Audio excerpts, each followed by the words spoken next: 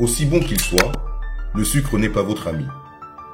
Vous pouvez le ressentir comme un ami quand il vous réconforte, en raison de l'afflux de bêta-endorphines dans votre cerveau. Mais le sucre est vraiment votre ennemi. La vérité est que la consommation régulière d'aliments sucrés est une des pires choses que vous puissiez faire pour votre santé. La recherche scientifique moderne nous a montré sans l'ombre d'un doute que le sucre dans votre nourriture, dans toutes ses innombrables formes, produit un effet dévastateur sur votre santé. Il y a eu des fois où je suis parti de la maison le soir à 9h30, je suis parti à la station essence parce qu'il n'y avait pas de magasin ouvert. J'ai acheté tout ce qui était sucré, du chocolat, des bonbons, tout ce que je pouvais manger, et même si j'en avais pas envie en fait. Donc pour avoir du sucre, juste pour avoir du sucre en fait. Que je me réveillais, j'avais un peu des crampes au ventre, je sentais que j'avais besoin de boire, j'avais besoin de sucre, alors je me réveillais, je buvais, et en moyenne par nuit je pouvais boire à peu près 1 litre de coca, environ. Et par 24 heures Entre 3 et 4 litres à peu près. À chaque fois que je prenais une gorgée, que je buvais, ça me procurait du bien parce que c'est des sucres qui sont rapides. Donc c'est comme un peu si j'étais en manque en fait. Le sucre peut-il devenir une drogue ? Ce qui est certain, c'est que les témoignages de personnes accros au sucre se multiplient. Le phénomène semble pourtant passer inaperçu. Les scientifiques ne se sont pas trop intéressés à cette question parce que la société elle-même n'a pas vraiment réalisé l'ampleur du problème. Et c'est que maintenant, parce qu'on est au beau milieu d'une épidémie d'obésité et de diabète, qu'on commence à envisager sérieusement cette possibilité que le sucre a un pouvoir addictif et qu'il y a peut-être beaucoup de personnes autour de nous qui sont dépendantes au sucre. Nous sommes à Bordeaux. La région Aquitaine abrite un pôle d'excellence dans les neurosciences. Serge Ahmed est directeur de recherche au CNRS. Son travail consiste à comprendre l'addiction aux drogues dures pour trouver des remèdes aux toxicomanies. Pour cela, il utilise le modèle animal. Comme souvent, c'est le hasard qui l'a mis sur la piste du sucre. Au départ, on ne s'intéressait pas vraiment au sucre. Notre problématique principale, c'était de comprendre la neurobiologie de l'addiction à la cocaïne. Et pour ce faire, nous avons voulu, pour la première fois, proposer aux animaux un choix entre de la cocaïne par voie intraveineuse, qui est une voie d'administration très addictive, et une récompense naturelle que nous considérions comme anodine et facile à manipuler. Et nous avons choisi pour cela une boisson sucrée. Ces rats sont cocaïnomanes. Depuis des semaines, ils ont été habitués à en consommer. Le sucre est dans un placard, la drogue dans un coffre-fort. Éric Augier est doctorant en psychopharmacologie. Ce matin, c'est pour le numéro 13 qu'il prépare les dilutions. C'est quoi l'objectif de l'expérience là ? Donc ici en fait on est dans la salle où on réalise les expériences de choix. Donc si vous voulez, sur la gauche, les rats ont accès à de l'eau sucrée et sur la droite, les rats ont accès à de la cocaïne. Donc on va mettre les rats dans la cage et on va les laisser choisir leur préférence. Chaque fois que le petit mammifère appuie 2 fois sur un des leviers, la lumière s'allume. Regardez bien. Comme la plupart de ses congénères, numéro 13 va préférer l'eau sucrée à la cocaïne. L'expérience peut être répétée à l'infini, le résultat est toujours le même. Notre prédiction, c'était que les animaux allaient petit à petit se détourner de l'eau sucrée pour consommer de plus en plus de cocaïne. Et à notre grande surprise, tous les animaux, en tout cas la grande majorité, s'est plutôt détourné de la cocaïne pour boire de plus en plus de sucre. Ces expériences nous éclairent sur des phénomènes connus chez l'humain. L'abandon de la cigarette, par exemple, est souvent compensé par des sucreries. Ainsi, certains programmes de sevrage aux drogues dures qui utilisent déjà le sucre comme substitut. L'attrait pour le sucre semble profond, primitif. Tout se passe comme s'il existait un pré-câblage neuronal génétiquement programmé entre les cellules du goût sucré et le circuit cérébral de la récompense et de la motivation.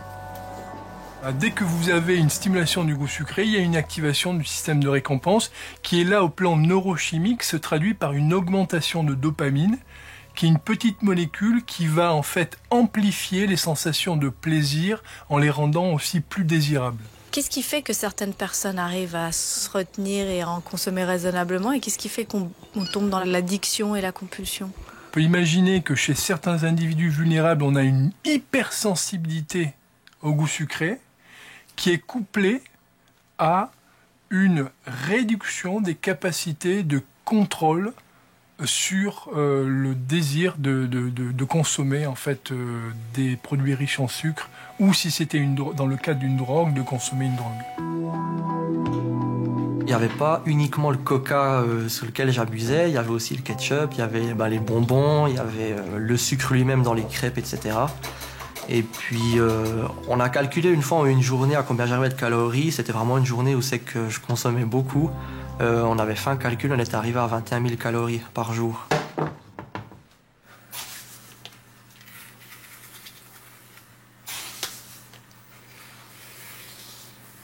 Voilà, je crois que ça, c'est à peu près comme je mangeais ma crêpe avant. À peu près avec cette quantité de sucre. Et ça, je pouvais en manger une dizaine sans problème. Donc, Au petit déjeuner ? Au petit déjeuner, ou au souper, ou au dîner. Voilà, ça c'est un peu la crêpe que je faisais auparavant. Comment est-ce qu'on peut savoir si soi-même on a une consommation, je dirais, normale, entre guillemets, de sucre, ou si on est justement du côté de la consommation abusive, addictive ? Alors ça, c'est une question qui est vraiment très, très importante.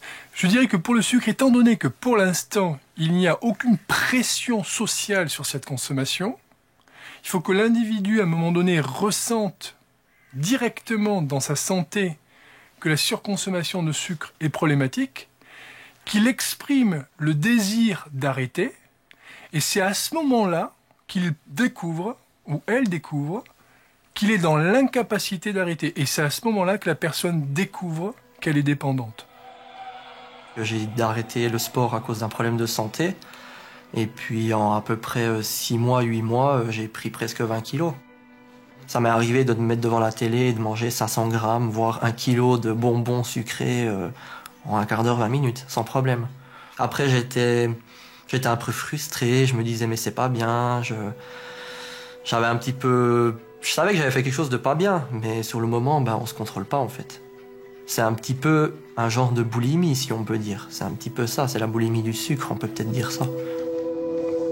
En freinant les bonbons et en remplaçant le soda sucré de la nuit par du soda édulcoré artificiellement, Jean-Loup a perdu depuis 13 kilos. C'est difficile ? Oui, c'est horrible. C'est affreux, c'est... Pour moi, personnellement, c'est un petit peu comme une drogue. Ça a été vraiment dur. J'ai vraiment dû faire un travail sur moi-même pour vraiment arrêter. Autre problème avec le sucre raffiné, le cerveau n'enregistre pas les calories liquides. On cherche à comprendre pourquoi. C'est juste parce qu'il faut savoir si le bonnet... À Lausanne, le CHUV et l'UNIL ont mis leur savoir en commun, réunissant dans ce labo endocrinologues, physiologistes et spécialistes du surpoids. On a remarqué que les passages des liquides et donc des calories liquides, il va stimuler d'une manière très différente la sécrétion des hormones à niveau gastrique, donc de l'estomac et de l'intestin, que les aliments solides. Donc on peut avoir des calories liquides, mais notre cerveau n'est pas informé qu'on est en train d'assumer ces calories parce qu'il n'y a pas de message suffisant pour dire, à niveau du cerveau, on a pris des calories, donc on est rassasié. On n'a pas du tout les mêmes effets entre liquides et aliments solides. Il semble que ce soit une pure question mécanique. On a découvert des cellules spécifiques qui tapissent le tube digestif. Il faut que les aliments aient un certain volume pour que ces cellules soient stimulées et qu'elles envoient l'information au cerveau. Attention, des aliments arrivent. En l'absence de cette information, la sensation de faim reste intacte. Les calories que l'on boit s'additionnent à celles que l'on mange. notre organisme, à niveau génétique, a été construit des milliers d'années arrière. Donc aujourd'hui, on se retrouve avec les mêmes gènes qu'il y a des années arrière, lorsque liquide, c'était eau. Ça veut dire pas de calories. Donc l'évolution n'a pas permis encore de s'adapter à cette situation-là. Donc aujourd'hui, on assume beaucoup de calories liquides et notre cerveau n'arrive pas à les enregistrer. Associé à ces découvertes et ces recherches, le professeur Luc Tapie est physiologiste, spécialiste du métabolisme des sucres. Il a fait un simple calcul pour nous. Dans une canette typique de boisson sucrée, soda ou jus de fruits, on a à peu près 40 grammes de sucre, ce qui correspond à 150 calories. Si maintenant, chaque jour, on mange 150 kilocalories supplémentaires par rapport à sa ration habituelle, petit à petit, le poids va augmenter. Et alors, avec une canette de plus chaque jour, on peut calculer qu'à long terme, 3-4 ans, le gain de poids va être de l'ordre de 9 à 10 kilos pour quelqu'un de très sédentaire. Et puis, ça va varier en fonction de l'activité physique. Quelqu'un qui est très actif va gagner 3-4 kilos. Une autre raison de se méfier des jus de fruits et des sodas, c'est qu'ils sont riches en fructose, qui, à l'état naturel, se trouve essentiellement dans les fruits ou le miel. Sa consommation était donc jusqu'à ces dernières années assez limitée. Or, le métabolisme du fructose n'est pas le même que celui du glucose.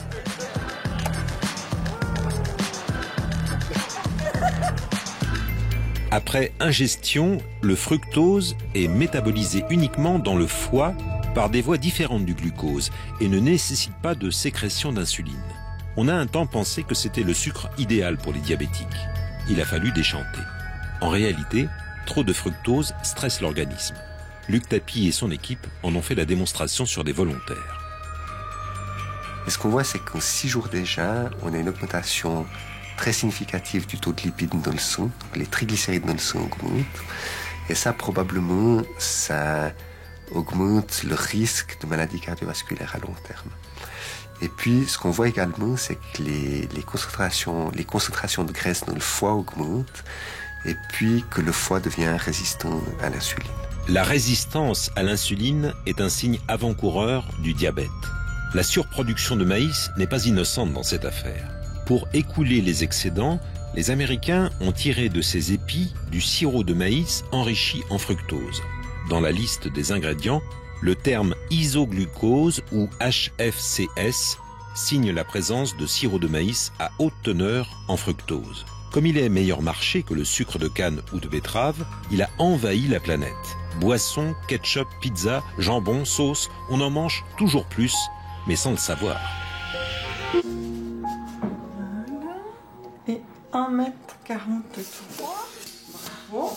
Tu bouges pas, je vais calculer ton poids à 57,5 et la taille 1m43. Bien, tu peux t'allonger, on va faire le tour de taille.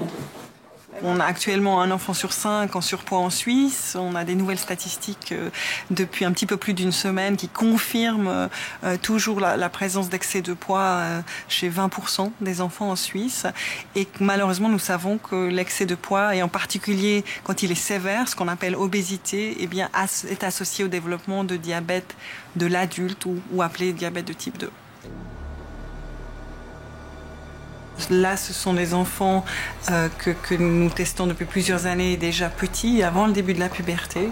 Et nous avons pu constater que ce sont des enfants qui ont déjà des altérations au niveau des artères et des premiers signes on peut appeler ça de prédiabète. Donc il y a déjà ce qu'on appelle une résistance à l'insuline qui s'installe chez ces enfants avant l'âge de 10 ans. Ces maladies apparaissent normalement chez des adultes d'un certain âge, pas chez l'enfant. Pour toi, le sucre, tu dirais que c'est quoi? C'est comme une drogue, c'est pas facile d'arrêter d'en manger. Il faut avoir beaucoup de caractère. Et avec toutes les pubs, les distributeurs, etc., c'est pas facile de résister. Alors, je consomme du coca ou de l'énergie drink. Et le coca, c'est principalement parce qu'il y en a dans le frigo. Et dès que j'ouvre le frigo, c'est une envie. Et j'ai grandi avec ça dans le frigo, donc je peux plus en résister. C'est limite un besoin. mais je veux pas boire toute la bouteille. Je veux boire peut-être 2-3 gorgées, mais c'est un besoin de sucre.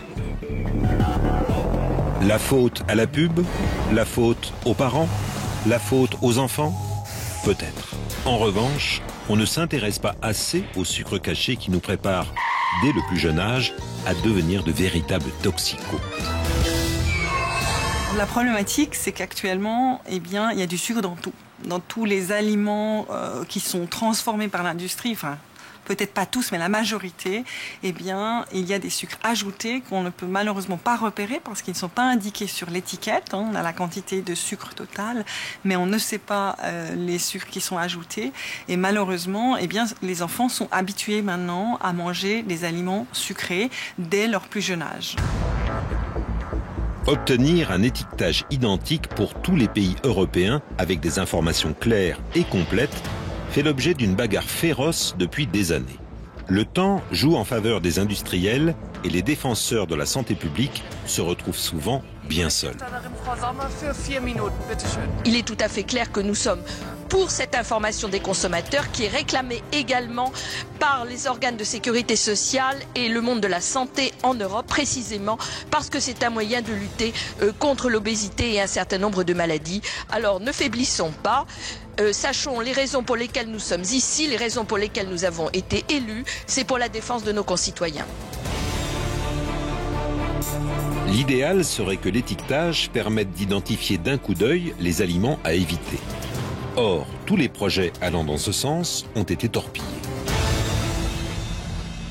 Dans l'état actuel des choses, l'étiquetage nutritionnel est toujours facultatif. Donc il n'y a aucune obligation de donner un étiquetage nutritionnel. La seule contrainte pour les fabricants, c'est la liste des ingrédients par ordre d'importance. On doit déjà s'estimer heureux quand on a le pourcentage total de glucides, appelé parfois aussi hydrate de carbone, histoire d'embrouiller. Mais même avec cette information, on ne sait pas combien de sucre raffiné on avale. Glucides, c'est un terme très général qui, d'un point de vue technique, recouvre pratiquement aussi bien les sucres dits à assimilation rapide, donc le saccharose par exemple, le sucre de betterave ou le sucre de canne, mais également les sucres à assimilation lente, c'est essentiellement l'amidon et tous les sucres que l'on trouve dans les céréales ou dans les pommes de terre pour ne citer que ça. Donc ça regroupe le tout. Encore devrait-on préciser combien de sucre réellement présent il y a dans le produit. Ce que demandent les consommateurs n'est pas compliqué. Quel type de sucre contient un aliment et combien le fabricant en a rajouté. Mais ces informations, les industriels ne veulent pas les lâcher. Pour la Commission santé du Parlement européen, ce serait déjà une grande victoire d'obtenir simplement l'obligation d'indiquer le pourcentage total de glucides, c'est-à-dire pas grand-chose. Le progrès, ce serait de pouvoir savoir quel taux de sucre on a rajouté au produit. Oui, le progrès reste que le sucre au total doit être donné au consommateur et fait figurer. Il ne faut pas imaginer des étiquettes qui vont faire des pages et des pages ou la nécessité d'avoir un diplôme de chimiste pour comprendre les étiquettes. Le consommateur aussi est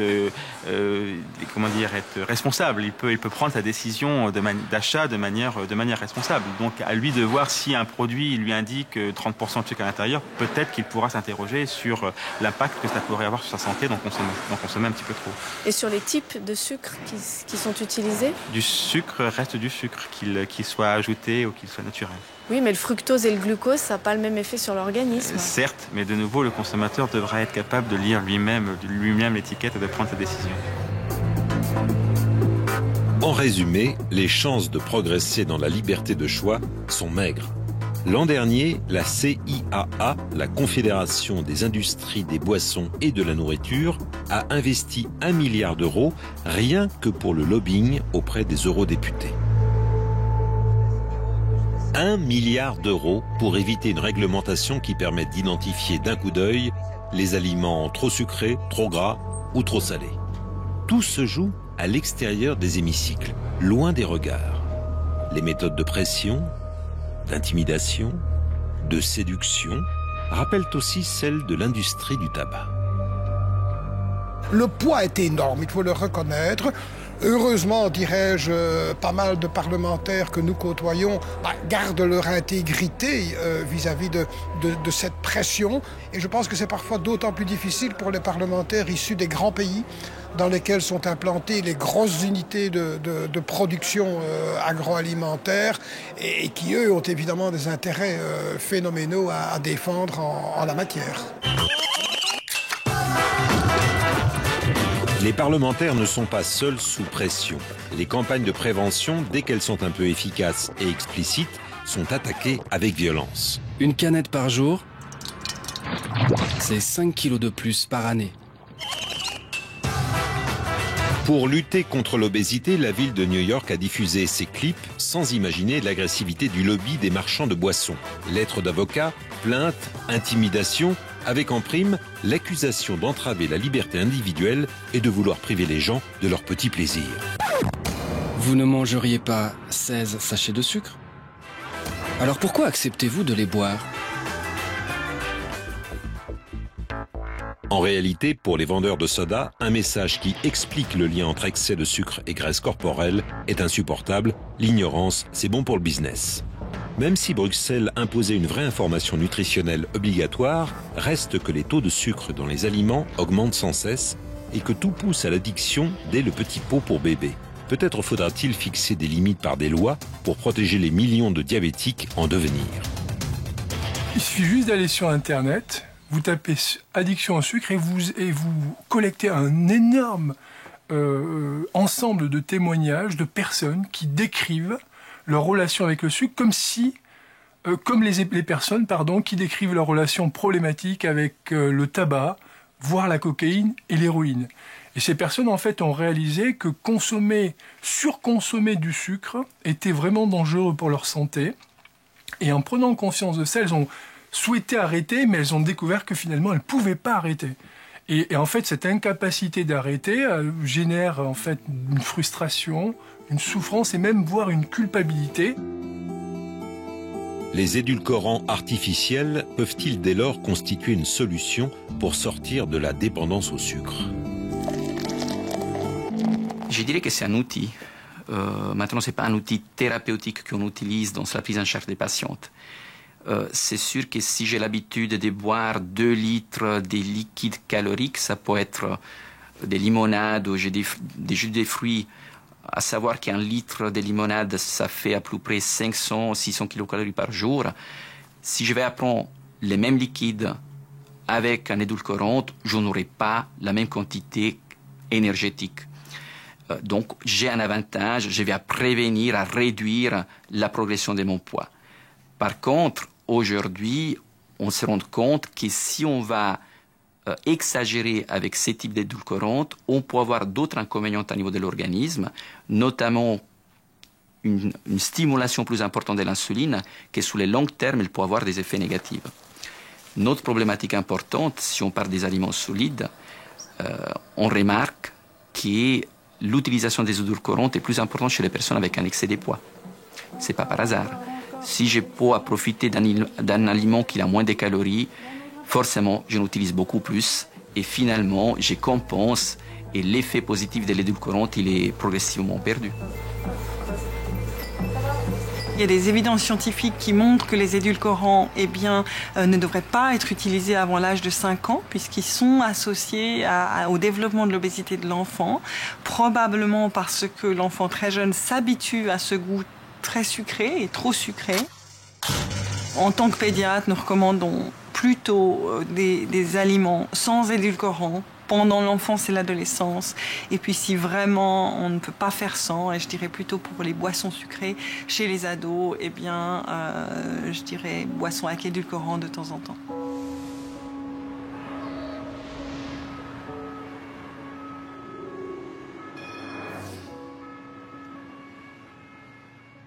Les valeurs journalières